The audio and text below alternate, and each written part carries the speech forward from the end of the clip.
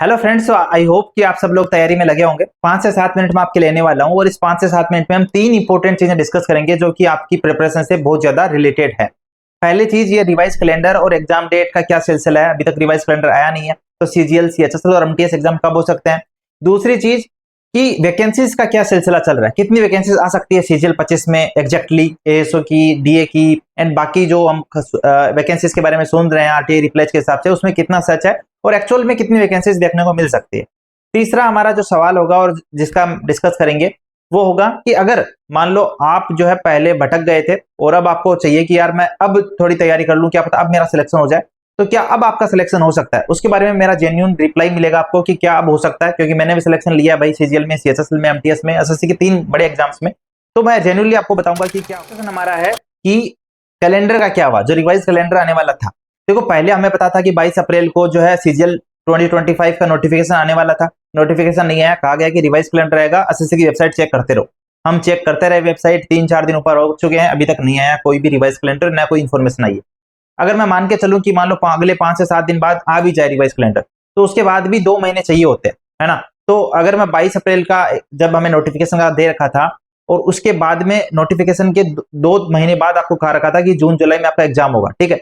अब क्योंकि revise calendar आएगा सबसे पहले, उसके बाद उस हिसाब से नोटिफिकेशन आएगा, तो थोड़ा और एक्स्ट्रा टाइम लगेगा ना। अभी रिवाइज कैलेंडर आएगा सबसे पहले, उसके बाद आपका सीजीएल 25 की नोटिफिकेशन की डेट उसमें लिखी होगी कि भाई कब आने वाला है, तो सीजीएल 25 का नोटिफिकेशन बाद में आएगा। तो अभी एग्जाम रिवाइज कैलेंडर आएगा, देन एग्जाम का नोटिफिकेशन आएगा, उसमें टाइम लगेगा। तो अब जून जुलाई को आप ये तो कम से कम मान के चलो कि जुलाई अगस्त हो चुका है, जून जुलाई नहीं रहा है, तो एग्जाम आपका कम से कम जून जुलाई को हम जुलाई अगस्त मान लो कि जुलाई एंड या अगस्त में आपका एग्जाम हो सकता है सीजीएल 25 का। तो ये मेरा पर्सनलाइज ओपिनियन है कि ऐसा होना चाहिए, क्योंकि अभी रिवाइज कैलेंडर ही आने वाला है ना, तो उसमें डेट आएगी कि आपका नोटिफिकेशन कब आएगा, फिर उस डेट पे नोटिफिकेशन आएगा, फिर उसके बाद में आपको टाइम मिलेगा फॉर्म भरने का, उसमें करेक्शन करने का, एंड देन एग्जाम डेट आएगी, उसके स्टेटस आएंगे, ईटीसी ईटीसी। तो कम से कम 2 महीने तो आराम से लगने वाले हैं उसके बाद भी। तो जुलाई एंड या अगस्त में आपका, मुझे लगता है कि एग्जाम होना चाहिए, पर्सनलाइज ओपिनियन है, तो उस हिसाब से समझना। अब बात करूं अगर वैकेंसीज की, तो भाई आपकी किस्मत बहुत अच्छी है, क्योंकि इनकम टैक्स में एक नई पोस्ट ऐड हुई ऑफिस सुपरिटेंडेंट की, और उसमें जो है 6700 वैकेंसी अप्रोक्स तो अभी तक रिपोर्ट हो चुकी है। और 6700 वैकेंसी मतलब बहुत बड़ी नंबर ऑफ वैकेंसीज, और उसमें भी सबसे ज्यादा वैकेंसीज दिल्ली और मुंबई में, जो कि सबसे बड़े हॉटस्पॉट्स हैं। तो दिल्ली और राजस्थान के रहने वाले लोग हैं, पंजाब के, उत्तराखंड के रहने वाले लोग हैं, तो उनके लिए काफी अच्छी अपॉर्चुनिटी हो गई नॉर्थ में जॉब लेने की। तो 6771 वैकेंसीज इस पोस्ट की आ गई। एंड देन उसके बाद एक्साइज इंस्पेक्टर की अभी तक 800-900 रिपोर्ट हुई है, अभी और भी बढ़ सकती है इसमें, क्योंकि कुछ जोन की बची भी होगी। एंड इसके अलावा देखो, अभी पीएसए की वैकेंसीज आना बाकी है, एएसओ इन सीएसएस की वैकेंसी आना बाकी है। एएसओ इन एमए की 100 वैकेंसी आई है आरटीआई रिप्लेज के हिसाब से। डिविजनल अकाउंटेंट की 82 वैकेंसीज अभी तक आई है आरटीआई रिप्लेज के हिसाब से। और ऑडिटर इन सीजीडी, भाई काफी अच्छी वैकेंसीज फिर से आ गई है, 1100 ऑलमोस्ट वैकेंसीज मैंने देखी है। तो इस बार भी जो टोटल मिला के अभी तक वैकेंसीज हो चुकी है, वो हो चुकी है 12 से 13,000 के बीच में अभी तक रिपोर्ट जो हुई है। जबकि इसमें एसओएनसीएस की वैकेंसी इंक्लूड नहीं है, पीएसए की वैकेंसी इंक्लूड नहीं है, और अभी बहुत सारी अदर वैकेंसीज भी, जैसे प्रिवेंटिव जो ऑफिसर है, एग्जामिनर है, ऐसी कई सारी वैकेंसीज इंक्लूड नहीं है। और जो अभी तक डाटा आया है वो भी सारे जोन्स का नहीं आया। तो इसका हिसाब से अभी तक अगर 12 से 13,000 वैकेंसीज हो चुकी है, और इसमें पीएसए की वैकेंसीज बड़ी ऐड होगी, एंड इसके अलावा अभी तक एएसओएनसीएस की वैकेंसी ऐड होगी, कि यार मुझे लग रहा है कि 15 से 20,000 के बीच में, 16,000, 17,000, 18,000 आपको इस तरह से देखने को मिलेगा वैकेंसीज का डाटा। तो टेक्स्ट बुक पर SSC, CGL, CHSL, MTS, railway सारे एग्जाम्स के मॉक मिलते हैं, तो हमें वो लगाते रहना है, प्रैक्टिस करते रहना है, ताकि हम सिलेक्शन की दौड़ में बने रहें। अभी के टाइम में आपको पता है कि प्रैक्टिस करना, मॉक्स देना, वो बहुत ज्यादा इंपॉर्टेंट है। अगर अभी के टाइम में आपने प्रैक्टिस में कमी छोड़ दी, मॉक देने में कमी छोड़ दी, तो बहुत दिक्कत होगी एग्जाम में, क्योंकि पैटर्न को नहीं समझ पाओगे। तो मैं आपको फिर कह रहा हूं कि लास्ट के 3 महीने बचे हैं, पास प्रो अगर नहीं है तो पास प्रो खरीद लेना, प्रैक्टिस करनी है, sectional quiz, chapter wise test की, फुल मॉक की, एंड उनको सेव करते रहना जो भी रॉन्ग क्वेश्चंस हो, ताकि उनको आप बार बार रिवाइज करते रहो। तो अभी के टाइम में आपके पास ये सब की प्रैक्टिस के लिए पास प्रो होना चाहिए। अगर नहीं है तो अभी टेक्स्ट बुक पर सेल चल रही है, 439 रुपीज में मिल जाएगा आपको, और ऐसे 10 कोड यूज करोगे तो एक्स्ट्रा 12% डिस्काउंट भी मिल जाएगा।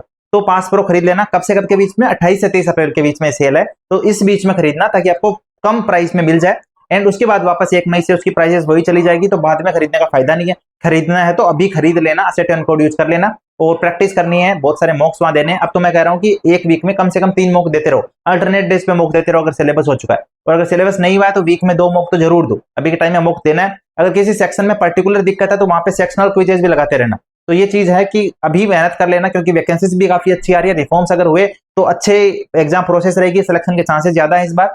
तो मेहनत करना सही तरीके से और लगे रहना। अब लास्ट में हम बात करते हैं कि अगर मैं अब से स्टार्ट करूं तो क्या सिलेक्शन हो सकता है। देखो, दो तरह के लोग होंगे। पहले लोग होंगे जो अब एकदम कॉलेज करके आए, ग्रेजुएशन करके आए और उन्होंने आज तक किसी एग्जाम की तैयारी नहीं की, मैथ्स, रीजनिंग, जीके, इंग्लिश का कोई सिलेबस का उनको अता पता नहीं है। तो उन लोगों का तो मैं कहूंगा कि देखो, कहते हैं ना कि हजारों में एक, वो अगर आप बन सकते हो तो अलग बात है। बाकी यहाँ से सिलेक्शन के चांसेस बहुत कम होंगे आपके लिए। बट एक दूसरा ये भी है कि यार आप जब एग्जाम्पल्स देखते हो कि यार बहुत सारे लोग जो है यूपीएससी भी एक साल में पहले टाइम में निकाल देते हैं, तो एग्जाम्पल सीजीएल में भी ऐसे होते हैं कि 4 महीने में, 3 महीने में प्री निकल गया, थोड़ा लक ने भी, फैक्टर ने साथ दे दिया कि कुछ तुका उकार गया था वो भी सही हो गया, थोड़ा पढ़ लिया था, इंपॉर्टेंट पॉइंट्स देख लिए थे एग्जाम से पहले, तो प्री निकल गया और फिर प्री के बाद अच्छी तैयारी कर ली तो मेंस अच्छा हो गया एंड सिलेक्शन हो गया। तो ऐसा एग्जाम्पल आप भी बन सकते हो। तो मैं ये कहूंगा कि देखो, यहाँ से आपके पास है क्या, आपका मान लो ग्रेजुएशन हो गया या आपको एग्जाम अटेम्प्ट करने, गवर्नमेंट एग्जाम के लिए एस्पायर कर रहे हो, तो तैयारी तो करनी है। और तैयारी में 4 सब्जेक्ट है, मैथ्स, इंग्लिश, रीजनिंग, जीके, वो आपको अच्छे करने ही करने हैं। तो वो आज पढ़ो या इस एग्जाम के हिसाब से पढ़ो या आगे के लिए पढ़ो, पढ़ना तो है ही। तो मैं ये कहूंगा कि कम से कम प्रयास, अगर हम खाली ही बैठे हैं तो प्रयास तो करें कम से कम। कौन सा हम यहाँ पे प्रोडक्टिव काम कर लेंगे अगर हम एग्जाम की तैयारी नहीं करेंगे तो अगर आपका ऑप्शन यही है कि मुझे गवर्नमेंट जॉब लेनी है, तो फिर तैयारी उस हिसाब से करो कि आप इस एग्जाम को भी एस्पायर कर रहे हो, ठीक है। तो 3 महीने, 2.5 महीने जितना भी है, सीजीएल में नहीं हुआ तो सीएचएल का फॉर्म भरोगे, उसमें भी ट्राई कर सकते हो। तो मैं ये कहूंगा कि अगर एकदम ब्लैंक हो ना, तो भी तैयारी स्टार्ट कर दो, क्या पता किस्मत का कोई झोंका है साथ में ले जाए, थोड़ा आपका मेहनत, थोड़ा झोंका एंड चले गए। अब दूसरे तरह के लोग ये होंगे जो पहले बैंक की करते थे, रेलवे की करते थे, स्टेट जॉब की करते थे, क्या आप वो कर सकते हैं? तो मैं कहूंगा हाँ, वो जरूर कर सकते हैं। उन लोगों को जरूरत है अपनी वो चीजें जो उन्होंने पढ़ी है, उन चीजों को पहले पहचाने कि भाई ये चीज एसएससी में है या नहीं है। कोई नया टॉपिक है जो एसएससी में है और उनकी पहले वाली तैयारी में नहीं था, तो उन टॉपिक्स को सबसे पहले कवर करें। यूट्यूब पे उनको वन शॉट वीडियोस मिल जाएंगे, एक मतलब 8-8, 10-10 घंटे में एक टॉपिक कंप्लीट हो रहा है, कोई टॉपिक अर्थमेटिक के 4-5 घंटे में कंप्लीट हो रहा है, बिनी सर से पढ़ सकते हैं। इस तरीके से करके जल्दी जल्दी वो मैथ्स को कंप्लीट कर ले, उधर बाकी सब्जेक्ट कर ले और साथ के साथ मॉक टेस्ट लगाते रहे। वो अगर मॉक टेस्ट लगाएंगे साथ के साथ, पीवाईक्यू से पहचान हो जाएगी और मॉक टेस्ट में धीरे धीरे स्कोर बढ़ रहा है। अगर आप उधर से चीजों को, नई चीजों को पकड़ रहे हो, रिवाइज कर रहे हो, प्रैक्टिस कर रहे हो पीवाईक्यूज की, एसएससी के पीवाईक्यूज की, एंड इन 2.5 महीने में आपने लगातार 10-10 घंटे, 12-12 घंटे काम किया एकदम जी जान से, तो मैं कह सकता हूँ ये आपका हो सकता है, क्योंकि आपका पहले से बेस था, आपने पहले से मैथ्स, रीजनिंग पढ़ी है, आपको रीजनिंग पहले से अच्छी खासी आती है, ठीक ठाक आती है। इंग्लिश में भी आपके 30-35 मार्क्स उधर के एग्जाम्स में आते थे, जीके भी आपने थोड़ा बहुत पढ़ा है। तो इतना मिला के एंड थोड़ा बहुत आपने अच्छा काम कर लिया, 10-12 घंटे पढ़ाई कर ली, जी जान से लगा दिया अपने आप को, तो अब भी आपका सिलेक्शन हो सकता है। चांसेस तो कम है क्योंकि बाकी लोग बहुत सारी तैयारी के साथ आ रहे हैं, बट अगर आपने अभी से 10-10, 12-12 घंटे पढ़ाई की है तो श्योर आप भी कर सकते हो। तो मैं यही कहूंगा कि हाँ भाई, आपका भी चांसेस तो हैं। अगर आप दूसरे टाइप में आते हो, पहले टाइप में आते हो, तो चांसेस वो होता है 5%, 10% वहां पे लाई करता है। बट अगर आपने पहले किसी एग्जाम की तैयारी की है और अब आप सीजीएल की तैयारी करना चाहते हो, सीएचएसएल की तैयारी करना चाहते हो, तो आपके चांसेस 50 पे पहुंचते हैं कि 50% कर लोगे, 50% नहीं कर पाओगे। तो 50% को 100% पर आप ले जा सकते हो अपनी तैयारी से।